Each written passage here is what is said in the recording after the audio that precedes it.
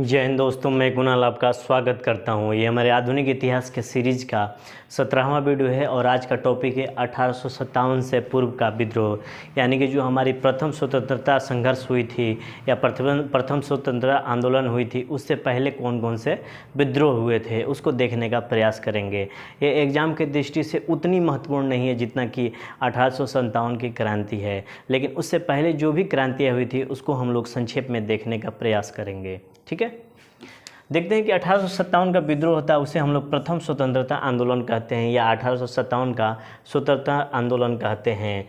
इससे पहले की चीज़ों को हम लोग देखें तो 1765 से 72 यानी कि मान के चलिए 65 में कंपनी को राजनीतिक अधिकार मिलने शुरू हो गए थे, से कंपनी का शासन शुरू हो जाता है। 1857 AD से पहले तक ईस्ट इंडिया कंपनी भारत पर 90 वर्षों तक का शासन कर चुकी है, यानी कि जब यहाँ से शासन की शुरुआत होती है तो 1857 तक जाते जाते 90 वर्षों का समय हो जाता है और इस बीच में ईस्ट इंडिया कंपनी 90 वर्षों का शासन कर चुकी रहती है। इसके बाद ब्रिटिश संसद की शासन की शुरुआत होती है, यानी कि मान के चलिए कि जब 1857 AD का जो स्वतंत्रता संघर्ष होता है उसके बाद से ईस्ट इंडिया कंपनी के हाथ से भारत की बागडोर छीनकर ये जो ब्रिटिश संसद है अपने हाथ में भारत की बागडोर ले लेती है। अगर अंग्रेज़ों के प्रवेश की बात करें तो अंग्रेज़ भारत में 1600 AD के आसपास प्रवेश करते हैं और 1947 में वापस लौट के चले जाते हैं, यानी कि लगभग 350 वर्षों तक का शासन भारत में रहा है, यानी कि अंग्रेज़ भारत में रहे हैं, शासन तो नहीं, अंग्रेज़ भारत में रहे हैं। ईस्ट इंडिया कंपनी के 90 वर्षों में भारत के लागू किया गया जो भी आर्थिक नीतियाँ, प्रशासनिक नीतियाँ, शिक्षा की नीतियाँ, जो सांस्कृतिक नीतियाँ, उसकी प्रतिक्रिया में 1857 का विद्रोह हुआ था। इन 90 वर्षों के दौरान कंपनी की जो भी गतिविधियां भारत में रही, उन गतिविधियों ने भारत के मन में एक आक्रोश पैदा किया, असंतोष पैदा किया और असंतोष ने 1857 में एक सामूहिक अभिव्यक्ति के रूप में हमारे सामने दिखाई देता है। तो हम लोगों ने प्रशासनिक, आर्थिक, सांस्कृतिक, शिक्षा की नीतियाँ सारों का अध्ययन कर रखे हैं, आप लोग पीछे से जाकर रिवीजन कर सकते हैं। और इन्हीं के कारणों के कारण एक सामूहिक अभिव्यक्ति के रूप में जो आक्रोश होता है, सामूहिक अभिव्यक्ति के रूप में 1857 में हमें दिखाई देता है। अगले चैप्टर में 1857 पढ़ेंगे। ये जो 90 सालों का वक्त रहा है, क्या इस 90 साल के वक्त में इस बीच में असंतोष की अभिव्यक्ति या आक्रोश की अभिव्यक्ति बिल्कुल भी नहीं हुई है? यानी कि 1857 और 1765 के बीच में मेन क्रांतियाँ तो नहीं हुई। जो मेन क्रांति तो 1857 में घटित हुई, लेकिन इनके बीच में इन 90 वर्षों में क्या कोई भी आक्रोश नहीं हुआ, कोई भी क्रांति नहीं हुई या कोई भी आंदोलन नहीं हुआ? देखेंगे, थोड़ा सा देखते हैं कि क्या इस तरह के आक्रोश की अभिव्यक्ति व्यक्त नहीं की गई, तो उन्हीं को देखते हैं बारी बारी से।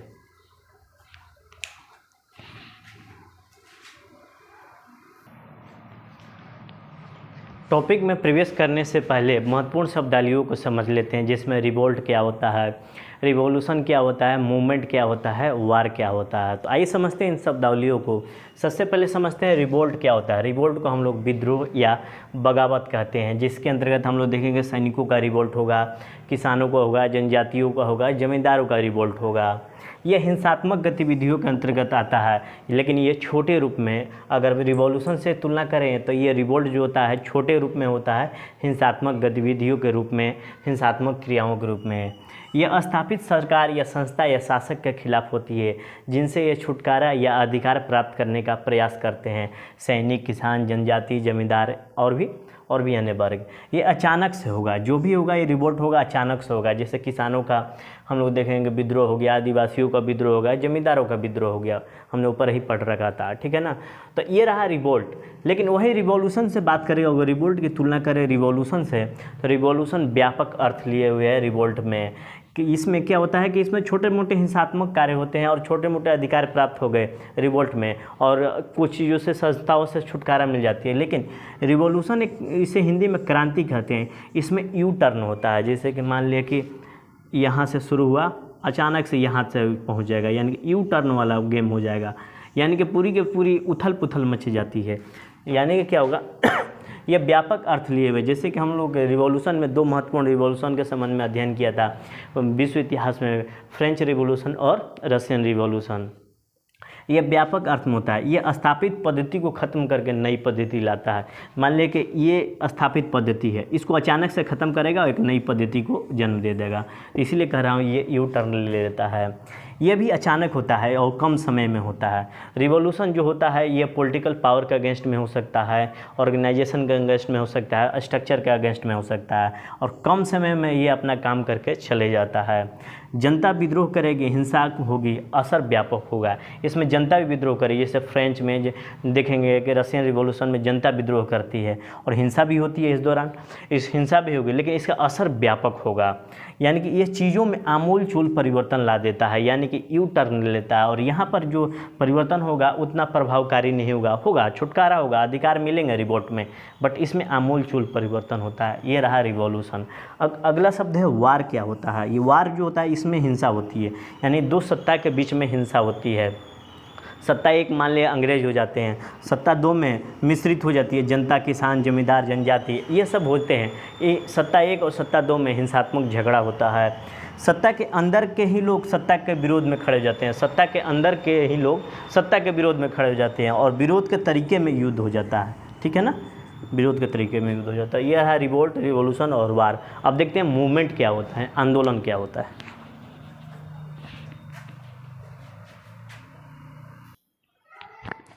अपनी अगली शब्दावली है मूवमेंट या स्ट्रगल। आपने फ्रीडम मूवमेंट या फ्रीडम स्ट्रगल का नाम सुना होगा, जिसे हम लोग आंदोलन या संघर्ष कहते हैं।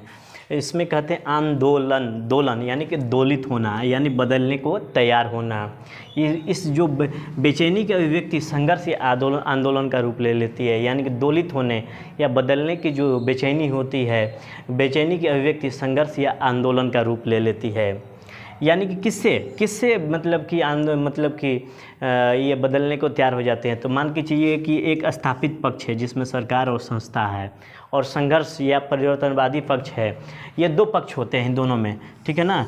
एक चाहता है कि हम स्थापित रहें और दूसरा कहता है कि हम परिवर्तन होने के लिए तैयार हैं, यानी कि दो पक्ष होते हैं। तो स्थापित पक्ष चाहता है कि हम बने रहें, और जो परिवर्तनवादी पक्ष है वो चाहता है कि बदलने का प्रयास करें, यानी बदलने की कोशिश करेंगे। इन दोनों के बीच में संघर्ष होता है, इन दोनों के बीच के संघर्ष को ही हम लोग आंदोलन का नाम देते हैं। इसके बाद देखेंगे ये संगठित प्रयास होता है, मतलब कुछ लोग इकट्ठा हो गए और कुछ लोग इकट्ठा हो गए आवेदन के माध्यम से, भाषणों के माध्यम से, अपने विचारों के माध्यम से आंदोलन किए जा रहे हैं, यानी कि संगठित प्रयास है, ऑर्गेनाइज्ड इफेक्ट है, एफर्ट्स है। मांगों को मनवाने के लिए ये संगठित प्रयास करते हैं। ये मांग विचारधारा, कारण, आदर्श के आधार पर होती है। ये जो विचारधारा, कारण और आदर्श के आधार पर ये मांग होती है, यानी कि जो आदर्श होते हैं, सामाजिक आदर्श हो सकते हैं, राजनीतिक आदर्श हो सकते हैं, आर्थिक आदर्श हो सकते हैं, धार्मिक आदर्श हो सकते हैं, उसके लिए ये आंदोलन होता है। इसे ही ये जिसे मूवमेंट या स्ट्रगल कहते हैं, इसे ही यूएसए में नागरिक अधिकार अधिनियम कहा जाता है, सिविल राइट्स मूवमेंट कहा जाता है। अधिकार आंदोलन कहा जाता है, अधिनियम नहीं, आंदोलन कहा जाता है, ठीक है। अधिकारों का संघर्ष लंबे समय तक चलता है। ये अपने अधिकार प्राप्त करने के लिए जो संघर्ष होता है लंबे समय तक चलता है। बैठकें की जाती है, बातचीत किया जाता है, आवेदन पे आवेदन दिया जाता है, इसलिए इसमें लंबा समय लग जाता है। जैसे कि हम लोग देखेंगे अपना स्वतंत्रता संघर्ष 1857 के बाद से 100 वर्षों का लगभग मान के हो जाता है कि 100 वर्षों के बाद मानेंगे 90 वर्ष मान के चलते हैं, 90 वर्षों तक ये आंदोलन चलते रहता है। 1857 से मेजर मान के चलते हैं, उसके बीच में 30 सालों का गैप होता है। 85 के बाद से फिर विधिवत रूप से हमारा आंदोलन स्वतंत्रता का चालू हो जाता है। ये बास्केट ऑफ एफर्ट्स होता है, यानी कि संयुक्त प्रयासों में ये आंदोलन चलता रहता है, ठीक है ना। इसमें थोड़ी बहुत हिंसा की गुंजाइश है, क्या है कि देखेंगे कि बहुत सारे नौजवान भी इसमें शामिल होते हैं और थोड़े बहुत आंदोलन के दौरान हिंसा भी करते हैं, पुलिस से झड़प होती है, व्यवस्था से झड़प होती है। इसलिए हम देखेंगे कि ये जो 1857 का विद्रोह है हमारा युद्ध नहीं है। ये मान के देख लीजिए कि इतने दिनों हम लोगों ने बताया कि हम लोग 1857 के विद्रोह को युद्ध नहीं कहते हैं, ठीक है। अभी देखते हैं आगे।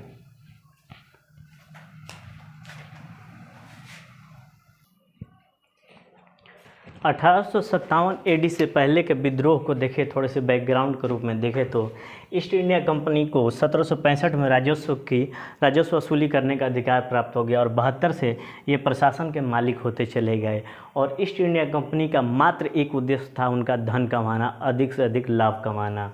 इसके लिए उन्होंने लगान प्रणाली लगाया। हमने पिछले अध्याय में लगान प्रणाली, हड़प नीति, डलहौजी की, ब्लेजली के सहायक नीति, जनजातियों के वनों पर अधिकारों को छीन लिया, सिपाहियों की अवहेलना की, ये सारी चीज़ें उन्होंने अपनाया, ठीक है ना। इसके बाद देखेंगे कि ये लगान प्रणाली, हड़प नीति, सहायक नीति, जनजातियों के वनों पर अधिकार को छीनना, सिपाही को अवहेलना करना 1857 से पहले का विद्रोह का मुख्य कारण बना। ठीक है ना। इस वजह से क्या हुआ कि विद्रोह की भावना और आग सुलगती रही और कहीं कहीं छोटी चिंगारी के रूप में ये विद्रोह हमें दिखाई देते रहे हैं। 1857 का विद्रोह जो हुआ है चिंगारियों का एकत्र होकर 16 में परिवर्तित होने जैसा है। यानी कि जो ये छोटी मोटी चिंगारियाँ थी 1857 के दौरान इकट्ठा हो गई और 16 बनकर फट पड़ी। इसके बाद देखेंगे किसानों का जो भी था लगान के साथ साथ दस्तकारी व्यवस्था नष्ट हो गई थी। सामाजिक परंपराओं पर इन्होंने हस्तक्षेप करना शुरू कर दिया था। ठीक है ना। इस वजह से भी हमें कई विद्रोह देखने को मिलते हैं छोटे मोटे। इसके बाद जमींदारों का ज़मीन से बेदखल करना और सैनिकों को उपेक्षा यानी कम वेतन देना, पदोन्नति न करना, ये भी 1857 से पहले का विद्रोह का कारण बना है। हम बात करेंगे कि जैसे कि अब मान लीजिए कि कोई व्यक्ति गरीब हो गया, कोई व्यक्ति बेरोजगार हो गया, तो उसको कोई भी शिक्षा नहीं दी जा सकती है। जैसे कि हमारे विवेकानंद जी कहते हैं, भूखे आदमी को सूरज और चंद्रमा रोटियां दिखाई देती है। इस वजह से क्या होना है कि ये सारे लोग विद्रोह के पर आतुर हो जाएंगे। सन 1765 से 1857 AD के बीच में 40 छोटे और बड़े विद्रोह हुए हैं। इसमें से कुछ विद्रोहों का हम लोग अध्ययन करेंगे। इसमें नेतृत्वकर्ता के रूप में देखें, विद्रोहों का नेतृत्वकर्ता में राजा रहे हैं, नवाब रहे हैं, जमींदार रहे हैं, बड़े भूस्वामी रहे हैं। और वहीं विद्रोहकर्ता के रूप में देखें तो किसान, दस्तकार, आदिवासी और पूर्व सैनिक भी रहे हैं जिनको नौकरियों से निकाल दिया गया था। इसके बाद देखेंगे 1857 के पूर्व विद्रोहों में उत्तर के विद्रोह देखेंगे, दक्षिण के विद्रोह देखेंगे, पूर्व के विद्रोह देखेंगे, आदिवासियों का विद्रोह देखेंगे, किसानों का विद्रोह, जमींदारों का विद्रोह और सैनिकों का विद्रोह देखते हैं। और इम्पोर्टेंट जो जितने भी है उसको हम लोग समझते हैं, उसके बाद अपने टॉपिक में आगे बढ़ते हैं।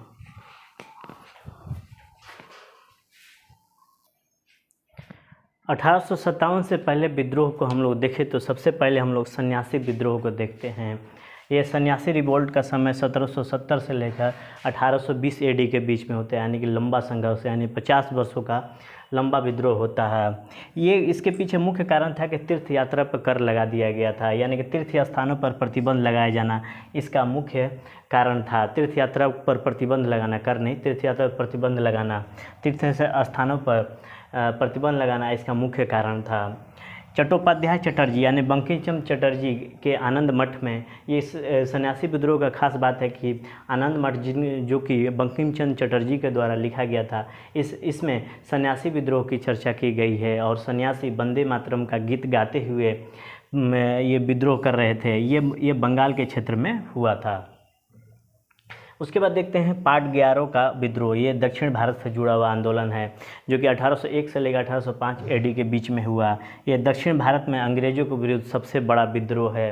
पाटग्यार या पौलीगार का शाब्दिक अर्थ होता है किले का मालिक। इन्होंने अंग्रेज़ों के आधिपत्य को मानने से इनकार कर दिया तथा फलस्वरूप भूमि कर भी देना बंद कर दिया था।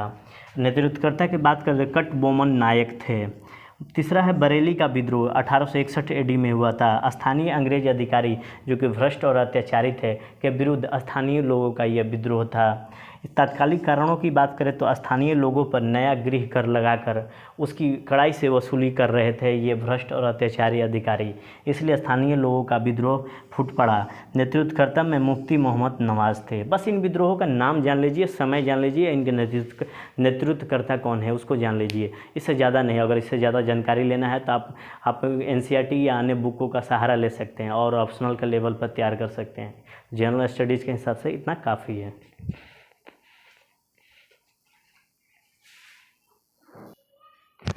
अलीगढ़ का विद्रोह जिसका समय काल 1817 AD होता है। लगान में वृद्धि के कारण ये विद्रोह उत्पन्न हुआ। अलीगढ़ यूपी के जमींदारों, किसानों एवं सैनिकों की ईस्ट इंडिया कंपनी का प्रशासनिक फेरबदल के विरुद्ध असंतुष्टि था। मालगुजारी बढ़ाने के निर्णय के साथ ही यह विद्रोह का फूटा। मालगुजारी बढ़ाने के निर्णय के साथ ही यह विद्रोह उत्पन्न हुआ। ठीक है ना। नेतृत्वकर्ता थे दयाराम एवं भगवंत सिंह। उसके बाद पाइको विद्रोह होता है 17 से 18 के बीच में, और यह उड़ीसा का है। भूमि कर में बेतहाशा बढ़ोतरी तथा उसकी सख्त वसूली के खिलाफ स्थानीय पाइकों का विद्रोह हुआ है। नेतृत्वकर्ता थे जगबंधु। उसके बाद कुर्ग का विद्रोह 1833-34 में ये हुआ था। दक्षिण भारत का विद्रोह था। अंग्रेजों के विरुद्ध संगठित नागरिक विद्रोह था ये, कारण भूमि कर प्रणाली में परिवर्तन के कारण। उसके बाद देखते हैं संबलपुर का विद्रोह 1833 से 39 के बीच में उत्तराधिकार के प्रश्नों को लेकर विद्रोह हुआ, यानी गोंड जनजाति के द्वारा किया गया विद्रोह था। उसके बाद संथाल विद्रोह बंगाल और बिहार के क्षेत्रों में किया गया सशस्त्र विद्रोह था, जिसका समय काल 55 और 56 AD रहा है। ठीक है।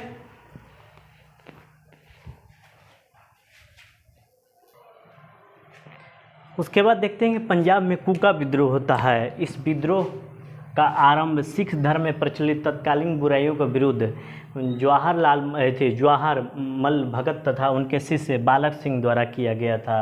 अंग्रेजों द्वारा पंजाब को हस्तगत करने के बाद यह धार्मिक आंदोलन अंग्रेजों के विरुद्ध एक राजनीतिक आंदोलन में परिवर्तित हो गया, और सन 1872 में आंदोलन के प्रमुख नेता राम सिंह को रंगून निर्वासित किए जाने के बाद आंदोलन कमज़ोर पड़ करके समाप्त हो गया।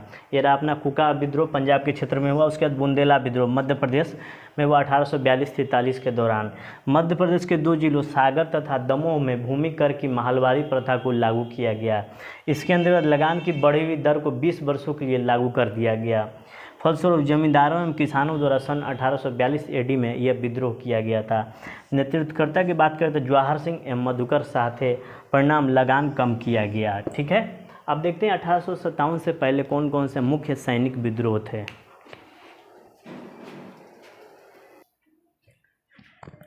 1857 के विद्रोह के पीछे तत्कालिक कारणों में देखें तो सैनिक विद्रोह ही था। तो आइए हम लोग देखते हैं कि 1857 से पहले कौन कौन से सैनिक विद्रोह हुए थे। सैन्य विद्रोह का मुख्य कारण था पदोन्नति न मिलना अंग्रेजों के समान। इनके भारतीय सैनिकों को सौतेला व्यवहार किया जाता था, जिसके रूप में कम वेतन, रूढ़ व्यवहार करना, सुविधा नहीं देना, सामाजिक सांस्कृतिक मामलों में हस्तक्षेप करना शामिल था। इस वजह से सैन्य विद्रोह हुए। आधार में विद्रोह हो तो राज्य ही नहीं बचता है, यानी कि जो आधार मन की राज्य का आधार सेना होता है, अगर आधार में ही यानी सेना में ही विद्रोह हो तो राज्य ही नहीं बचेगा, यानी कि तहस नहस की स्थिति आएगी। सबसे पहले देखते हैं बंगाल में 1764 AD में विद्रोह हुआ। बहुत से सैनिकों को बर्खास्त कर दिया गया एवं तोप से उड़ा दिया गया। उसके बाद बेलूर दक्षिणी भारत में 1805 में तमिलनाडु में बेलूर में विद्रोह हुआ था सैनिकों का। ईस्ट इंडिया कंपनी में कार्यरत सिपाहियों के द्वारा किया गया विद्रोह था। कारण था ड्रेस कोड, जिसके अंतर्गत हिंदू सैनिक तिलक नहीं लगा सकते थे, मुस्लिम सैनिक दाढ़ी कटवाना पड़ेगा मुस्लिम सैनिकों को, और चमड़े की कलगी लगी टोपी पहननी थी। इस वजह से सैनिकों ने विद्रोह कर दिया कि परंपरागत ड्रेस में हस्तक्षेप किया जा रहा है। यह विद्रोह एक दिन चला। उसके बाद बैरकपुर का विद्रोह 1824 AD में। ये महत्वपूर्ण है। 47वीं रेजिमेंट के द्वारा विद्रोह किया गया। समुद्री मार्ग से बर्मा यानी म्यांमार जाने को सैनिकों को कहा गया। सैनिकों ने इसे इनकार कर दिया, क्योंकि समुद्र यात्रा अधर्म मानी जाती थी और इसे अपने गांव में या क्षेत्र में जाति निकाला कर सजा दे दी जाती थी, इसलिए सैनिकों ने इनकार कर दिया। उसके बाद 7वीं बटालियन 1844 AD में विद्रोह किया। कम वेतन और भत्ता की वजह से ये विद्रोह हमारे सामने आते हैं। तो ये रहे 1857 के विद्रोह से पहले के विद्रोह, जिसमें जनजातीय विद्रोह, दक्षिण के विद्रोह, उत्तर के विद्रोह, फिर उसके बाद आदिवासियों का विद्रोह, सैनिकों का विद्रोह हम लोगों ने देखा। ठीक है। तो कल हम लोग 1857 का विद्रोह का विधिवत शुरुआत करेंगे और महत्वपूर्ण हिस्से को टच करेंगे। ठीक है। तो आज भर के लिए इतना ही। आपके सहयोग के लिए धन्यवाद। नमस्कार। जय हिंद।